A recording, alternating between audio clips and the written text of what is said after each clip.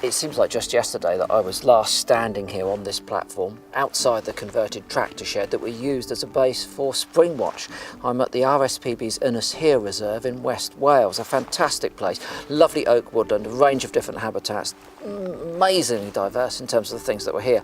So it's going to be very interesting to see how things have changed over that 5 or 6 year period. I haven't been back, but now I'm here to ask what has happened at Ynys Hir.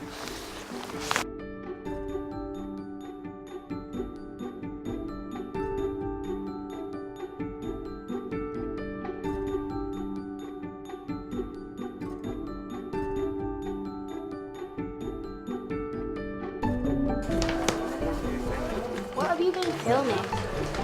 Filming. A squirrel there. There's a squirrel, yes. Yes. One of the things that I love about looking at mammals is the fact that you can actually find where they've been going from their poo. Their poo. So this is... Oh, that's got the very distinct smell. Yeah. That's one of the key things, isn't it? The naturalist's nose needs to be attuned absolutely. to poo. We were on poo patrol this morning, Yeah. and we found badger and fox in the woodland. Yeah. So this is another. We've got badger here. That was So this has decomposed since I found it, Right. and you can actually see the toe of a squab. Oh yes. I thought it was all berries. Oh, look at that. It's amazing. So it's got that it's in the poo. Mm-hmm. And that one wasn't in the latrine either. That one was a territory marking poo as well. Right. Okay. Yeah. So badger poo, characteristic smell. One thing always when we talk about otter poo, otter Spain, people often say it has the smell of jasmine tea. When I did drink tea, it was always tofu. I'm not entirely sure that is ever right. But this one, badger. Try that. Is that otter? Try that. Okay. Yeah, okay. Bit more of a... It is, but it's not jasmine tea, is it? You know, I think that they do have their individual smells. So in a blind test here, the stoat is very distinctly different. Very different indeed. Well, seeing as you've got your nose in... And the badger.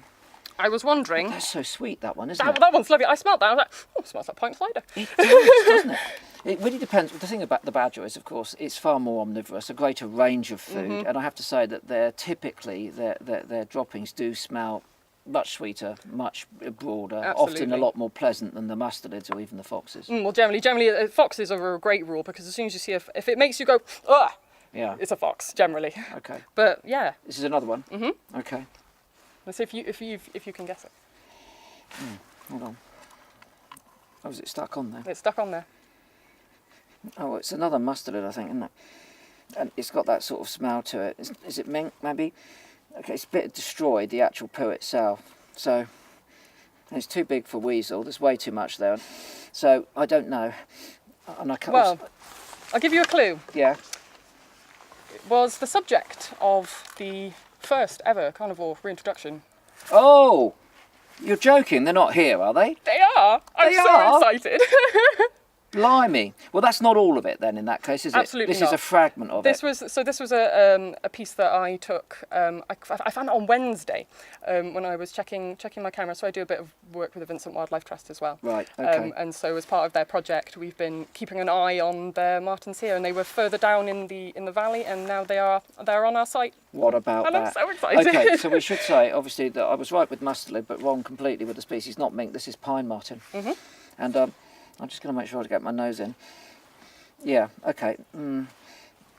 It's quite similar to be fair, but that's fantastic. And the fact that it's on a leaf as well, that is diagnostic. Is it? What about that? Well, hats off. Pine martens at Ynys Hir. I know. It's great. That's a great conservation story, isn't it? Really. Vincent Wildlife Trust, kicked it off. Now they're down here. Soon they'll be on a camel trap. Soon, and Can we'll you have imagine? some nice footage. Oh, that would be perfect. That would Great be perfect. excitement. Wow, pine marten poo. Absolutely. Well, that's made my afternoon. Thank you very much. Good.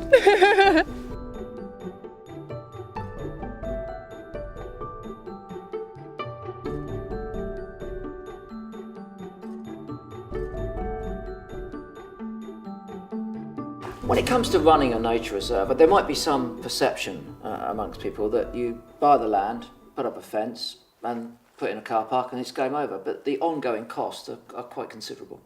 Yes, like The amount of management which goes into running a reserve like Ynys Hir is considerable. A lot of the management that we do is maintaining habitats in a fixed state, really, for certain species. And nature wants to do its own thing. Trees want to invade, areas scrub over, areas dry up. And so there's always this requirement to actually intervene. And what people don't actually see is, they'll look at a wetland or woodland and they'll just say, well, this is what nature's produced. And yes, that's true to a point, but the amount of time that we spend shaping that environment for the species that we're wanting to preserve is considerable. And it's not just a financial commitment. There's large numbers of staff. We rely hugely on volunteers as well. Without volunteers, the RSPB would really struggle to function. So yes, it's incredible the amount of work that we actually get through, largely unseen.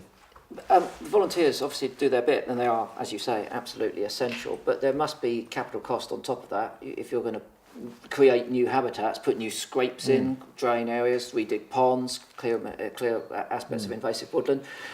Use of contractors is going to cost money. It is. There's a romantic vision that wardens and site managers are out in the fields surveying flowers and looking at birds. I spend most of my time writing project proposals, looking at grant applications, and getting to know local contractors. Like big reserves, we spend a lot of money in the local community. Certainly when you do large-scale work and have large machines, digging scrapes, for example, diggers cost a lot of money.